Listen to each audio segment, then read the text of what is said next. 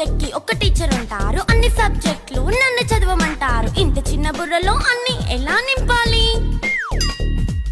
Class work, home work, fair notes అంటారు. Subject కి 3 books పెట్టి బ్యాగ్ నింపుతారు. ఇన్ఫాక్ట్ నా బరువు కన్నా నా బ్యాగ్ బరువే ఎక్కువ.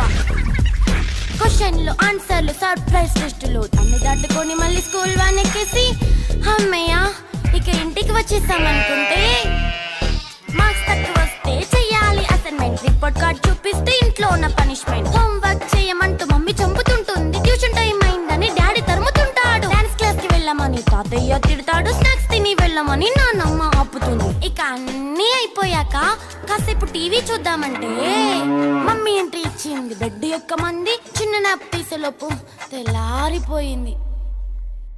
అయ్యో మళ్ళీ మొదలు ఈ స్కూల్ కష్టాలు